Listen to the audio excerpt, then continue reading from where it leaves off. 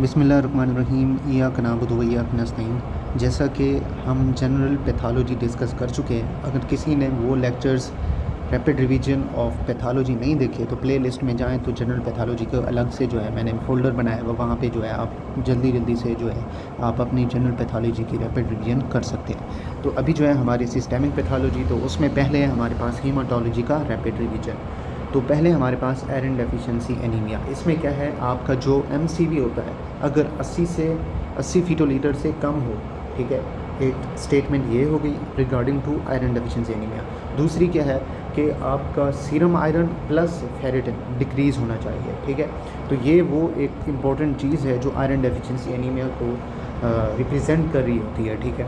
तो मोस्टली अगर कोई क्लिनिकल केस बनता है या कोई भी एमसीक्यूज़ बनता है तो इसी के रिगार्डिंग ही बनता है। बोल रहे होते हैं कि सीरम आयरन या फेरेटिन जो है डिक्रीज़ है, बट प्लस उसके साथ क्या है वो टीआईबीसी जो है हमारे पास टोटल आयरन बाइंडिंग कैपेसिटी जो है वो इंक्रीज़ होती है। तो ये दो टर्म्स हैं, जब भी आयरन डेफिशिएंसी एनीमिया का क्या है एमसीक्यूज़ बनेगा तो ये वो लाजमी बता रहे होंगे आयरन डेफिशिएंसी एनीमिया के केस में। प्लस आपको RDW इसका क्या मतलब है, रेड सेल डिस्ट्रीब्यूशन विड्थ, ठीक है, ये भी आपको इंक्रीज़ मिल रही होगी। और फ्री एरिथ्रोसाइट प्रोटोपोर्फिरिन मिल रहे होंगे, ठीक है। तो इसकी अगर हम साइंस और सिम्टम्स की बात करें तो आपको क्लोसाइटस मिलेगा। क्लोसाइटस का क्या मतलब है, आपकी इन्फ्लेमेशन ऑफ टंग होगी, ठीक है। किलोसिस का क्या मतलब, आपके जो होंठ हैं वो पके हुए होंगे, ठीक है। तो प्लस ये प्लमर विंसन सिंड्रोम के साथ भी प्रेजेंट हो सकती है। तो आयरन डेफिशिएंसी एनीमिया इस तरह भी एमसीक्यूज़ बना के आपसे पूछ सकते हैं कि प्लमर विंसन सिंड्रोम में आयरन डेफिशिएंसी एनीमिया होती है, इस तरह का कोई आपको जो है ऑप्शन बता देंगे, ठीक है। तो डायग्नोस्टिक टेस्ट क्या है, हमने आयरन डेफिशिएंसी एनीमिया का पता कैसे कराना है, हमने सीरम फेरेटिन क्या है चेक करना है। अगर हुआ डिक्रीज़ तो साफ ज़ाहिर है आयरन डेफिशिएंसी एनीमिया का डायग्नोस है, ठीक है। यहाँ तक हो गया हमारा आयरन डेफिशिएंसी एनीमिया। नेक्स्ट है हमारे पास अल्फ़ा थैलेसीमिया, ठीक है। इसमें क्या है, पहले तो आप ग्लोबिन के बारे में जो है जान लें। दो अल्फ़ा ग्लोबिन जीन्स लोकेटेड होते हैं आपके क्रोमोसोम नंबर 16 पे, ठीक है। और ये अल्फ़ा ग्लोबिन जो है ये आपका सब यूनिट होता है लार्जर प्रोटीन जैसा कि हमारे पास हीमोग्लोबिन है, ठीक है। तो ये जो हमारे पास प्रोटीन होती है आपकी आरबीसीज़ पे जुड़ी होती है, ठीक है, जो कि क्या फ़ंक्शन करती है, आपकी ऑक्सीजन को कैरी करती है, सेल्स और टिश्यूज़ तक पहुंचाती है पूरी बॉडी के अंदर, ठीक है।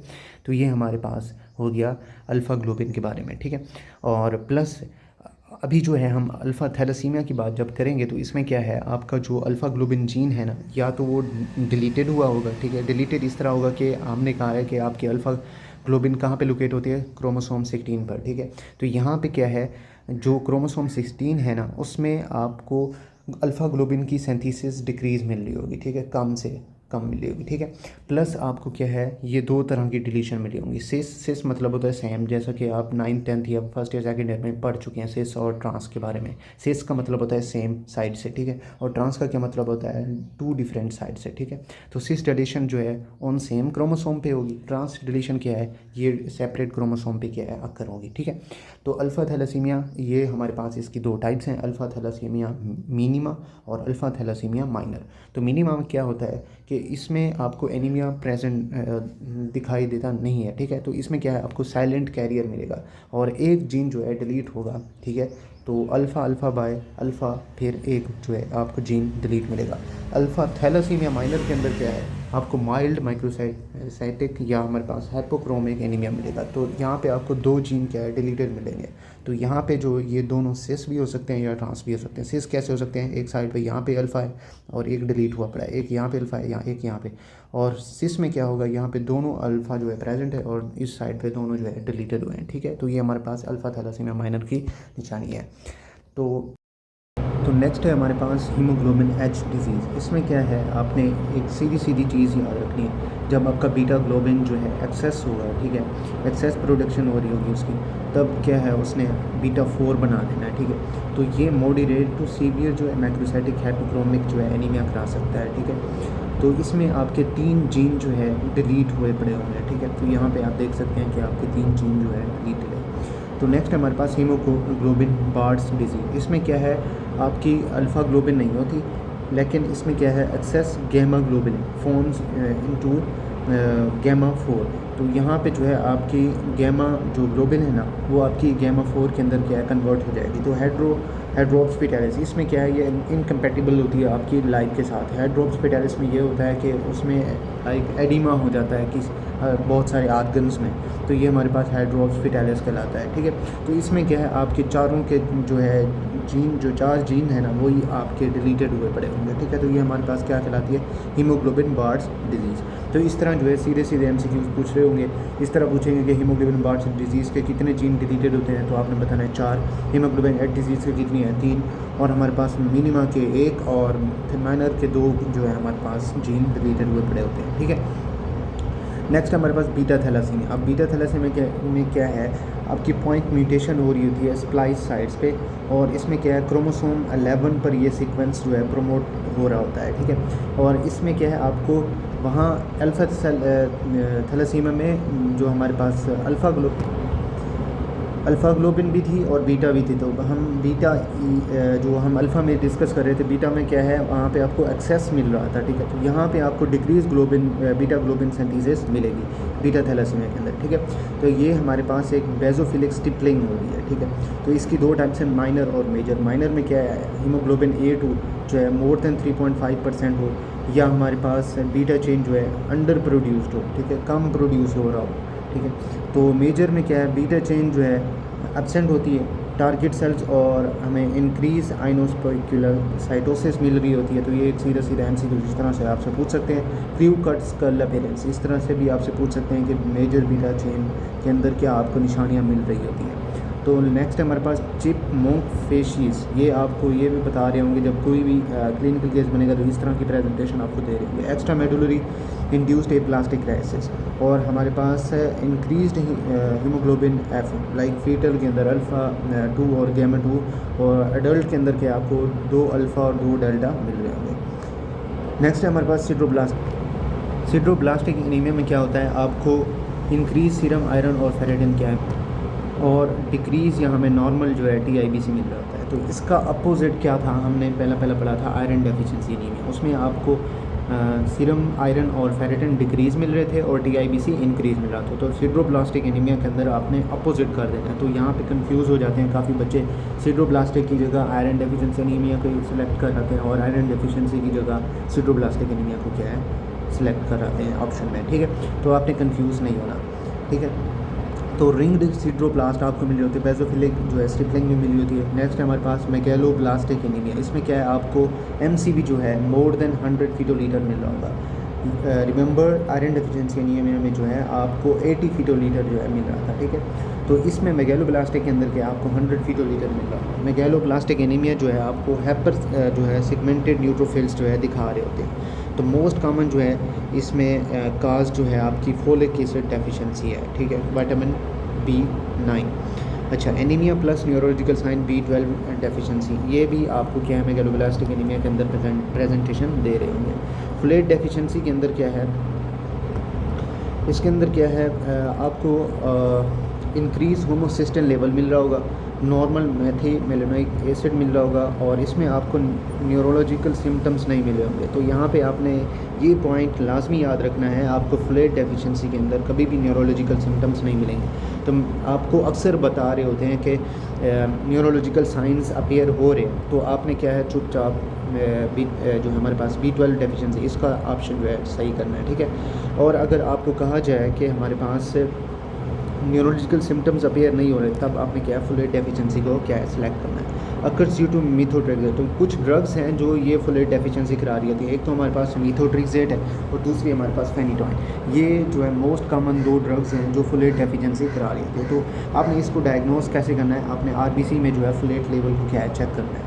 नेक्स्ट हमारे पास B12 डेफिशिएंसी, इसके अंदर क्या है आपको इंक्रीज होमोसिस्टेन लेवल मिलेगा। तो देखें फोलेट डेफिशिएंसी में भी B12 डेफिशिएंसी में भी, दोनों में हमें इंक्रीज होमोसिस्टेन लेवल मिल रहा है। ठीक है, और वहाँ पे हमें क्या है नॉर्मल मिथाइलिक एसिड मिल रहा था, यहाँ पे हमें इंक्रीज़ मिल रहा है। ठीक है, तो यहाँ पे B12 में न्यूरोलॉजिकल साइंस प्रेजेंट हैं, लाइक हमारे पास डोर्सल कॉलम जो है मीडियल लेमनिस्कस, ये जो है आपको मिल रही है।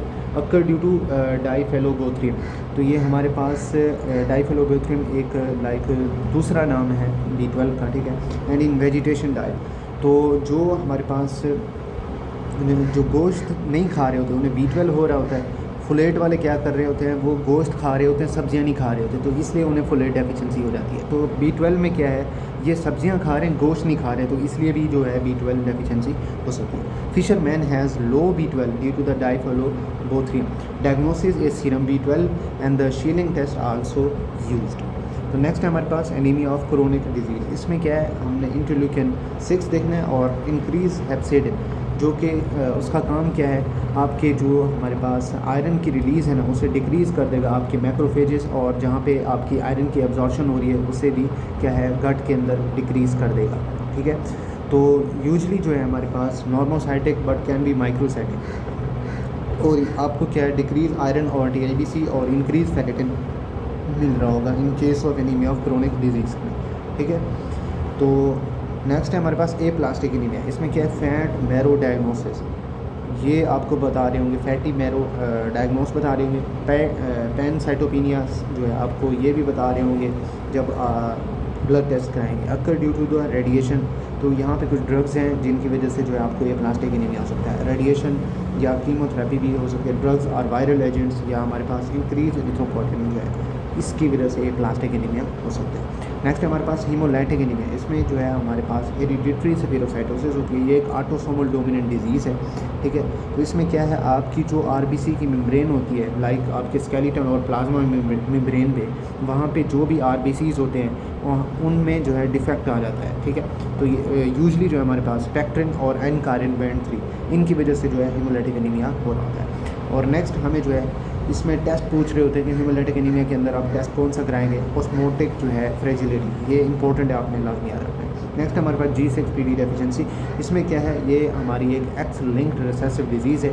इसमें आपको डिक्रीज़ NADPH मिल रहा होगा और डिक्रीज़ ग्लूटाथियोन जो है हमें ऑक्सीडेटिव स्ट्रेस करवा के, लाइक हमारे पास आप अगर सल्फर ड्रग्स या फेवाबीन्स जो है यूज़ कर रहे हैं, उनकी वजह से जो है ये G6PD डेफिशिएंसी हो सकती है। प्लस ये भी है कि अगर कोई एंटी मलेरियल ड्रग्स जो है यूज़ कर रहा है, उसकी वजह से भी G6PD डेफिशिएंसी हो सकती है। और आपको सेल्स जो बता रहे होंगे, हिंस बॉडीज़ और वाइट सेल्स, ये G6PD डेफिशिएंसी के अंदर बता रहे होंगे।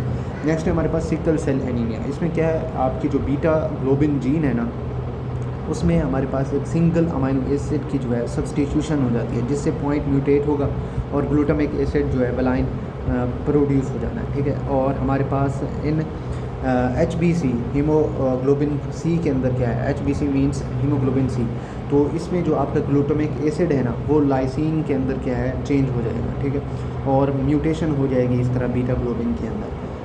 और हमारे पास इंक्रीज़ HBS और HbF और डिक्रीज़ HbA होगा, ये एक निशानी है, आपने इसको भी याद रखना है। क्रिसेंट शेप्ड RBCs मिल रहे होंगे in case of sickle cell anaemia. Crew cut जो है स्कल अपीयरेंस भी आपको मिल रही होगी।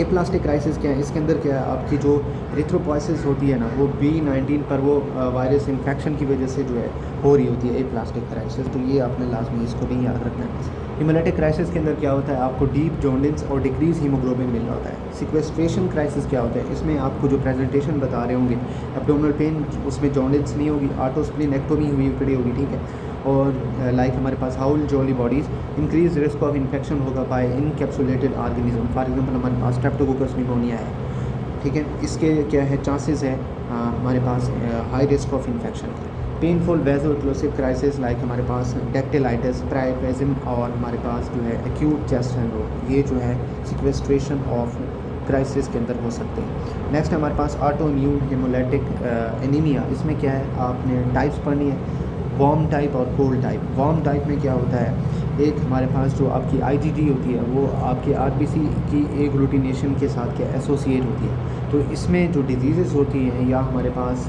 कोई ड्रग्स हैं, उनकी वजह से जो है वार्म टाइप अपीयर हो रही होती है। फॉर एग्जांपल हमारे पास SLE सिस्टेमिक लूपस एरिथमेटस के साथ वार्म टाइप हो सकती है। फिर हमारे पास क्रोनिक लिम्फोब्लास्टिक लीकेमिया के साथ हो सकती है अल्फ़ा मिथाइल डोपा, इस ड्रग के साथ जो है आपको वार्म टाइप जो है ऑटो इम्यून हेमोलाइटिक एनीमिया हो सकता है। तो कोल्ड टाइप की क्या है, उसमें थी हमारे पास IgM।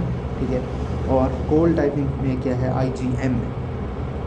ठीक है, तो इसमें जो है आपकी आरबीसी एग्लूटिनेशन हुई, ठीक है। फिर ये माइकोप्लाज्मा और मोनोन्यूक्लियोसिस और क्रोनिक लिम्फोब्लास्टिक ल्यूकेमिया के अंदर जो है आपको नज़र आ सकते हैं। तो यहाँ पे आप देखें पॉइंट एक हमारे पास CLL दोनों में है, वार्म टाइप में भी हो सकता है और कोल्ड टाइप में भी हो सकता है। अब यहाँ पे फर्दर हमारे पास जो है दो बेसिस हैं ऑटो इम्यून हेमोलाइटिक एनीमिया के। एक है हमारे पास माइक्रो एंजियोपैथिक हेमोलाइटिक एनीमिया और दूसरी है macro angiopathic auto haemolytic anaemia. तो माइक्रो के अंदर क्या होता है, आपकी आरबीसी जो है डैमेज होती हैं जब आप लाइक हमारे पास किसी वेजल्स की ऑब्स्ट्रक्शन या नैरो हुई पड़ी है, लाइक तंग हुई पड़ी है, उसकी वजह से जो है आपके आरबीसी जो है डाई होना स्टार्ट हो जाते हैं। साफ ज़ाहिर है उनका ब्लड फ्लो जो है लेवल पे नहीं जा रहा, तो अगर जैसे ही उनका रास्ता तंग होगा तो वहीं पे जो है आरबीसीज़ की डेथ हो जानी है, ठीक है। फिर हमारे पास शिस्टोसाइटोसिस, इसमें क्या है आपको एग्जांपल बता रहे होंगे, फॉर एग्जांपल सेल्स होंगे हेलमेट सेल्स, तो आपने सोचना है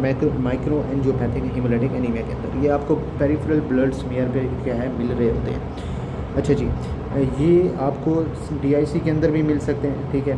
TTP, HUS, हेल्प सिंड्रोम और हेपेटेंसिव इमरजेंसी, उनमें जो है ये आपको मिल सकते हैं, ठीक है।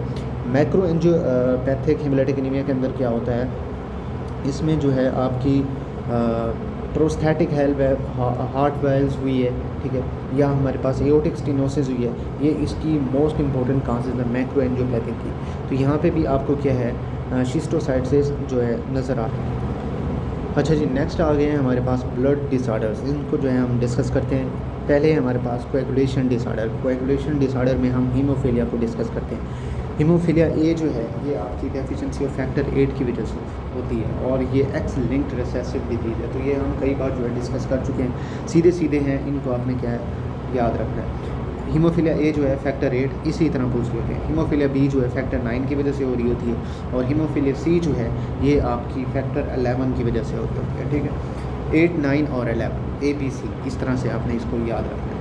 तो यहाँ पे ये जो है दोनों आपकी 8 और 9 वाली फैक्टर वाली ये दोनों एक्स लिंक्ड रिसेसिव डिजीज़ है, जबकि हमारे पास सी जो है ये आपकी ऑटोसोमल रिसेसिव डिजीज। जो हमारे पास हीमोफीलिया सी है ना, ये आपको हेमार्थ्रोसिस लाइक यानी कि हमारे पास जॉइंट्स या नी के अंदर जो है ब्लीडिंग हो रही होगी, या हमें बता रहे होंगे MCQs के अंदर कि ईज ब्रूजिंग है, ब्लीडिंग आफ्टर ट्रॉमा, या हमारे पास सर्जरी लाइक सर्जरी जो है डेंटल प्रोसीजर कोई हुआ है, तो इन केसेस में जो है हीमोफीलिया सी आपको दिखाई दे सकती है।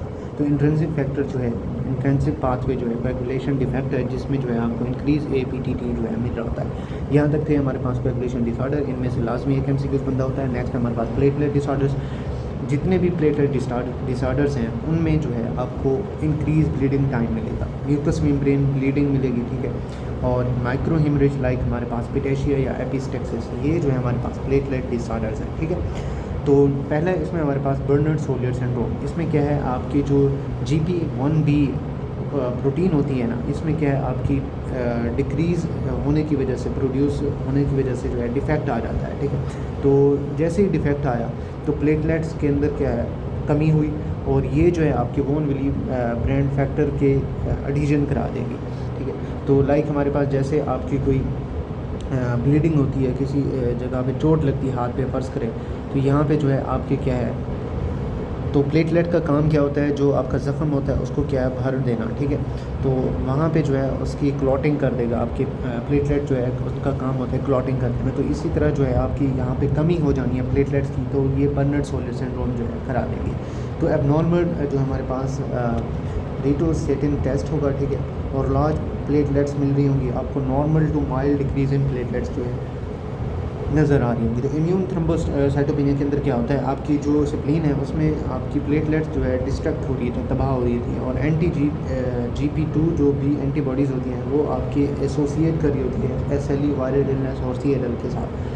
और आपको दूसरी जो फाइंडिंग्स मिल रही होंगी, इंक्रीज मेगाकैरियोसाइट्स मिल रहा होगा बोन मैरो बायोप्सी पे, और डिक्रीज प्लेटलेट काउंट मिलना। ITP जो है ये हमारे पास एक लार्ज क्या है प्लेटलेट्स रखती है, ठीक है।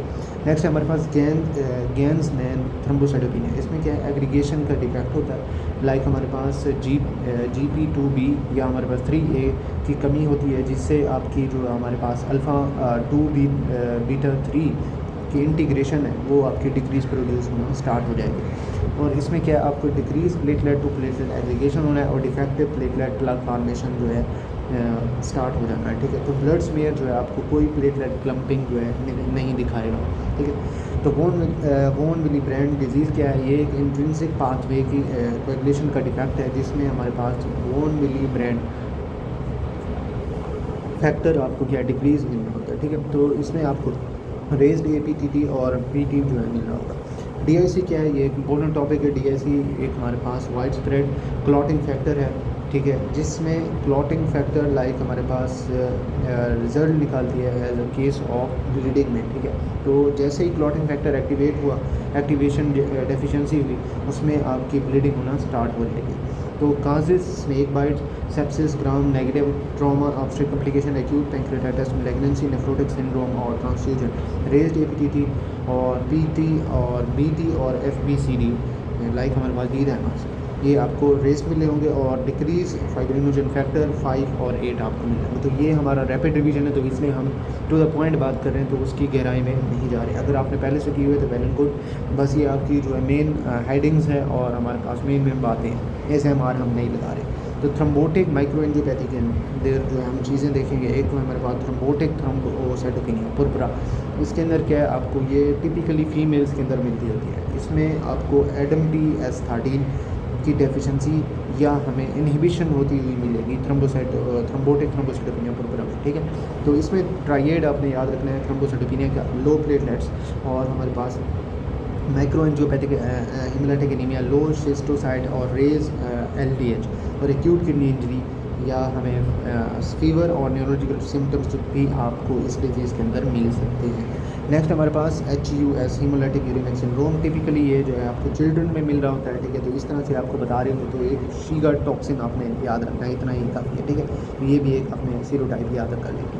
तो ट्राइएड आपको मिल रहा होगा हीमोलाइटिक यूरिमिक सिंड्रोम के अंदर ब्लडी डायरिया के साथ, ठीक है। नेक्स्ट है हमारे पास लिम्फोमा, ठीक है। तो लिम्फोमा में जो है ये एक मोस्ट इम्पोर्टेंट टॉपिक है। अगर आपको ये नहीं आता तो ऐसा समझे आप हीमाटोलॉजी पढ़ी ही नहीं है, ठीक। तो लिम्फोमा में हमारे पास पहले हॉजकिन लिम्फोमा, ये एक localised single group of nodes होता है। तो ये एक वाहिद चीज़ है जो आपकी समझने वाली है, एक ग्रुप जो है आपका नोड्स का इन्वॉल्व होगा। जबकि नॉन हॉजकिन के अंदर क्या है? मल्टीपल ग्रुप्स ऑफ नोड्स जो हैं आपको नज़र आ रहे होंगे। तो ये एक हमारे पास कंटिजीनियस डिजीज़ है, यानी कि स्प्रेड होने वाली डिजीज़ है। ये है एक सिंगल नोड के साथ लेकिन फैलने वाली है। तो इसमें आपको एक सेल मिलता होता है रीड स्टर्मिंग सेल। तो ये एक इम्पोर्टेंट क्लू है to rule out Hodgkin lymphoma, ठीक है। तो ये हमारे पास बाइलोब सेल रखता है और CD15 एसोसिएट जो है आपको एब्स्टेन बार वायरस के साथ बाई मॉडल डिस्ट्रीब्यूशन लाइक हमारे पास यंग अडल्ट हुड और एज जो है जिनकी 55 साल से ज़्यादा है, उनमें जो है हॉजकिन लिम्फोमा आपको नज़र आ रहा होता है। तो इसकी कुछ टाइप्स हैं, वो हम देख लेते हैं। लिम्फोसाइटिक रिच, इसका बेस्ट प्रोग्नोसिस है, और लिम्फोसाइटिक डिप्लीटेड, इसका पुअर प्रोग्नोसिस है। लिम्फोसाइटिक प्रीडोमिनेंस, ये इसमें जो है आपको पॉपकॉर्न सेल जो है नज़र आ रहे होते हैं। नेक्स्ट हमारे पास नोड्यूलर स्क्लेरोसिस, ये एक मोस्ट कॉमन जो है हमारे पास हॉजकिन लिम्फोमा की ये टाइप है और लेक्यूलर सेल रखती है, ठीक है। तो मिक्स्ड सेलुलरिटी के अंदर क्या है? अबंडेंट आपको इसिनोफिल मिला। तो ये मेन चीज़ें हैं हॉजकिन लिम्फोमा की टाइप्स में, आपने इनको याद रखना है, नाम भी और ये काम भी, ठीक है। नॉन हॉजकिन के अंदर क्या है? आपको मल्टीपल लिम्फ नोड्स इन्वॉल्व होते हुए नज़र आएंगे, ठीक है। एक्स्ट्रा नोडल इन्वॉल्वमेंट नज़र आ रही होगी और नॉन कंटेंजियस, यानी कि स्प्रेड होने वाली नहीं है। में भी जो है आपको ऑटो इम्यून डिजीज़ के साथ जो है मिल रही हो, वायरल इन्फेक्शन के साथ HIV, एब्स्टेन बार वायरस, हमारे पास हीमोटी लिम्फोसाइट वायरस या B सेल ओरिजिन के साथ आती है। तो यहाँ पे हम जो है दो चीज़ें देखें, एक B सेल ओरिजिन और दूसरी कौन सी T सेल ओरिजिन। तो यहाँ पे जो है आपकी ऑटो इम्यून डिजीज़ के साथ आ रही है या वायरल के साथ आ रही है। तो यहाँ पे कुछ डिजीज़ हैं जो स्प्रेड हो सकती हैं, ठीक है। तो टोटली हम नहीं कह सकते नॉन हॉजकिन लिम्फोमा के अंदर आपकी डिजीज़ क्या है स्प्रेड नहीं हो सकती, तो कुछ ना कुछ जो है हो सकती है। तो B सेल ओरिजिन के अंदर जो है आपके बर्केट लिम्फोमा, शायद आपने सुना हो या पढ़ा हो पहले से। तो ये एक इसमें आपकी ट्रांसलोकेशन जो है T8:14 होती है, ठीक है। तो ये स्टेरिस का अपीयरेंस, तो ये एक निशानी बता रहे होते हैं in case of Burkitt lymphoma. तो आपने इसको याद रखना है, ठीक है। Sheets of lymphocyte with the intercept tingible macrophages, ये जो है आपको बर्केट लिम्फोमा क्या है बता दें। Jaw lesions in endemic form in Africa, pelvis और abdomen in sporadic form linked with the Epstein Barr virus. Next है हमारे पास मेंटल सेल लिम्फोमा। इसकी ट्रांसलोकेशन क्या है आपकी T11:14। ये वेरी एग्रेसिव क्या है डिजीज़ है। फॉलिकुलर लिम्फोमा इसकी ट्रांसलोकेशन क्या है T14:18। और ये पेनलेस वैक्सिंग और वेनिंग लिम्फेडिनोपैथी की वजह से होती है, ठीक है। Diffuse large B cell lymphoma ये आपकी मोस्ट कॉमन टाइप है नॉन हॉजकिन लिम्फोमा की, ठीक है। इसमें क्या है आपकी जो BCL2 और BCL6 है उसकी म्यूटेशन हो जाती है। Primary central nervous system lymphoma के अंदर क्या है ये आपको HIV या एड्स के साथ जो है मिलेगी, ठीक है। और इसमें क्या होता है आपकी एंटीबॉडी जो है अगेंस्ट HIV बनना स्टार्ट हो जाएंगी और ये एक आपकी एब्स्टेन बार वायरस के साथ भी लिंक्ड कर रही होती है। मार्जिनल जोन लिम्फोमा के अंदर क्या है इसकी ट्रांसलोकेशन जो है आपको T11:18 में होगी। क्रोनिक इन्फ्लेमेशन सजोजन सिंड्रोम और क्रोनिक गेस्ट्राइटिस मैल्ट लिम्फोमा के साथ आपकी मार्जिनल जोन जो है लिम्फोमा मिल रही है। नेक्स्ट हमारे पास टी सेल ओरिजिन, जैसा कि हमने कहा बी सेल ओरिजिन और टी सेल ओरिजिन हम डिस्कस करेंगे, ठीक है। तो अभी जो हम टी सेल ओरिजिन डिस्कस करने लगे अडल्ट टी सेल लिम्फोमा। इसमें क्या है आपकी HTLV कास्ट ह्यूमन टी लिम्फोसाइटिक वायरस उसकी वजह से हो सकते थे। क्यूटेनियस लीजन्स हैं या किसी IV ड्रग एब्यूज़र के साथ जो ये एसोसिएट करती हुई मिलेगी। नेक्स्ट हमारे पास माइकोसिस फंगोइड्स या सेजरी सिंड्रोम। माइकोसिस फंगोइड्स जो है आपको स्किन पैचेस दे रही होंगी, plaques, cutaneous T cell lymphoma या आपको सेजरी सिंड्रोम के साथ प्रोग्रेस करती हुई ये डिजीज़ मिल सकती है, लाइक हमारे पास टी सेल ल्यूकीमिया। नेक्स्ट है हमारे पास प्लाज्मा सेल डिस्कैरियोसिस। इसमें क्या है मल्टीपल माइलोमा एक मोस्ट इंपॉर्टेंट टॉपिक है, इसको आपने लाजमी याद रखना है, ठीक है।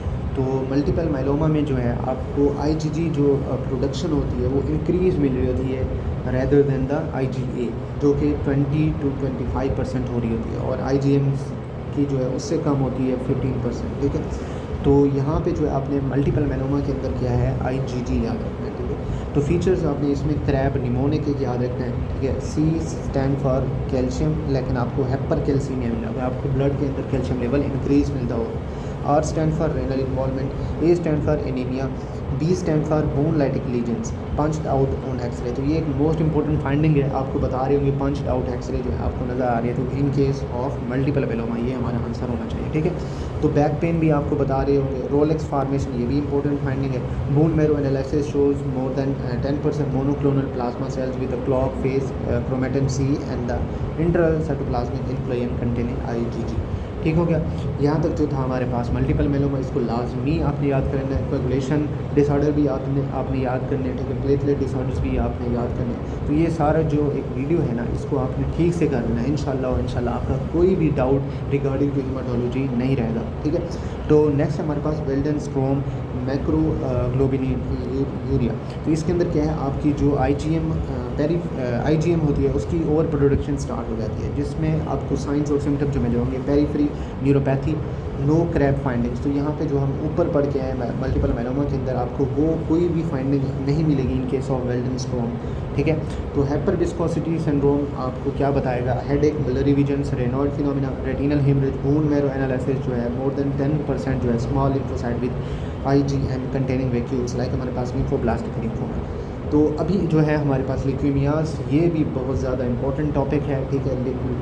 हॉजकिन्स, ल्यूकीमियास, इनमें से अगर आपका MCQs नहीं आया तो इन केस ऑफ एग्जामिनेशन स्टेप 2 अगर आप दे रहे हैं तो ये आपसे लाजमी जो है आपको प्रेजेंटेशन इसमें दे रहे होंगे, ठीक है। तो हमारे पास है एक्यूट लिम्फोब्लास्टिक ल्यूकीमिया, इसके अंदर जो है आप एक चीज़ देख रहे होते हैं, ये आपको चिल्ड्रंस के अंदर मोस्ट कॉमनली मिल रही होती है। तो ये टी सेल हमारे पास से एक ALL जो है प्रेजेंट हो सकती है, लाइक हमारे पास साइंस और सिम्टम देगी मीडियल स्टैंडर्ड मैथ, जैसे कि हमारे पास superior vena cava syndrome like presentation आपको मिल रही होगी। और इसमें क्या है आपको लिम्फोब्लास्ट जो है इंक्रीज़ मिलेंगे। TDT जो मार्कर है लाइक हमारे पास प्री-T और प्री-B सेल्स ये आपको भी ALL के अंदर मिल रहे होंगे, ठीक है। तो CD10 plus marker of pre B cells and T translocation जो है इसकी 12:21 बेटर प्रोग्नोसिस इसका मिलता है, ठीक है। CLL जो है इसमें एज की बात करें तो ल्यूकीमिया को बेहतर तरीके से याद करने का एक जो है हमारे पास एक सोल्यूशन ये है कि आप इसको क्या है इसकी एज देख के जो है आप इसको MCQs को ठीक कर सकें। CLL के अंदर क्या आपको एज मोर देन 60 मिल रही होती है, मोस्ट कॉमन एडल्ट लीकेमिया होता है, और mature lymphoblast lymphocytes small cells seen नज़र आ रहे होते हैं। हेयरी सेल लीकेमिया लाइक हमारे पास ये अडल्ट मेल्स के अंदर मोर कॉमन होता है, मेच्योर सेल ट्यूमर के साथ प्रेजेंटेशन हो रही होती है इसकी, और आपको सेल्स जो है filamentous hair like projections like हमारे पास fuzzy appearance on light microscope पे आपको क्या नज़र आ रही हो in case of hairy cell leukaemia, ये भी एक इंपॉर्टेंट है, ठीक है। प्लस आपको स्टेन्स मिल जाएंगे trap tartrate resistant acid phosphatase positive आपको मिला होगा, dry trap due to the fibrosis. AML के अंदर क्या है, एक्यूट मेलोब्लास्टिक ल्यूकेमिया के अंदर आपको मीडियन ऑनसेट मिलेगा 65 ईयर। तो यहाँ पे CLL जो है आपका क्रोनिक लिम्फोब्लास्टिक ल्यूकेमिया है, तो यहाँ जो आपने निमोनिक्स जो है बना के इस तरह से CLL ALL इस तरह जो है आपने याद कर लेना है इनको, ठीक है। तो हम बात कर रहे थे AML की, इसमें क्या है आपको और रॉड्स और माइलोपेरोक्सीडेज पॉजिटिव मिल रहा होगा, डिक्रीज सर्कुलेटिंग माइलोब्लास्ट लाइक हमारे पास APL फॉर्मली M3AML, और ट्रांसलोकेशन इसकी क्या है आपको 15:17 रेस्पॉन्ड कर रही होंगी ऑल ट्रांसरेटिन्यूक्लिक एसिड विटामिन A को, ठीक है। और आर्सेनिक और DIC जो है ये हमारे पास कॉमन प्रेजेंटेशन होती हैं किसमें, AML के अंदर, ठीक है। तो CML क्या है, ये इसकी पीक इंसिडेंस जो है 48 साल से 85 साल तक होती है, और मीडियम एज जो है इसकी 65। इसमें आपको CML के अंदर क्या है फिलाडेल्फिया बता रहे होंगे, जब भी क्लिनिकल केस बनेगा फिलाडेल्फिया क्रोमोसोम आपको बता रहे होंगे, ठीक है। BCR ABL आपको मिला होगा, massive splenomegaly basophilia very low leukocyte alkaline phosphatase, ठीक है। हाई लिकोसाइट अल्कलाइन फास्फेटेज आपको मिल रहा होगा इन लिकोमाइड रिएक्शन में, ठीक है। पॉलीसाइथीमिया वेरा क्या है, ये एक इंपॉर्टेंट टॉपिक है। इसमें आपको प्राइमरी पॉलीसाइथीमिया के अंदर क्या है इंक्रीज RBC डिसऑर्डर में रहता है, ये आपके JAK2 म्यूटेशन की वजह से हो रहा है, ठीक है। इसमें प्रेजेंटेशन जो है आपको इंटेंस इचिंग आपको मिल रही होगी आफ्टर शावर लाइक हमारे पास एक्वाजेनिक प्रोराइटिस, या कोई भी लाइक पेशेंट अगर कोई शावर लेता है तो उससे जो है आपको इचिंग नज़र आती हुई जो है प्रेजेंटेशन आनी है, ठीक है। इस तरह जो है आपको बता रहा होगा patient. Decrease erythropoietin in primary polycythaemia, increase erythropoietin in the secondary polycythaemia, absolute polycythaemia भी आप बोलते हैं। माइलोफाइब्रोसिस के अंदर क्या है बोन मैरो फाइब्रोसिस होती है, प्रोमिनेंट फीचर जो है मैसिव स्प्लेनोमेगाली, कैरेक्टरिस्टिक जो है टेयर ड्रॉप सेट। तो यहाँ तक जो था हमारे पास हीमाटोलॉजी की, ठीक है, हीमाटोलॉजी और पैथोलॉजी, तो ये जो है हमारी सारी होगी। इसको जब आप कर लेंगे इंशाल्लाह आपका जो हीमाटोलॉजी का कोई भी डाउट है वो आपका क्या है क्लियर हो जाएगा। अब आपने ये कर लेनी है, फिर जो है फर्स्ट एड स्टेप 1 या आप स्टेप 2 कर लेते हैं तब भी गुड है, ठीक है। तो यहाँ तक थी जो हमारी हीमाटोलॉजी की डिस्कशन। तो मेरे चैनल को क्या है लाइक करें, सब्सक्राइब करें, ठीक है, और शेयर करें। Thank you for supporting me.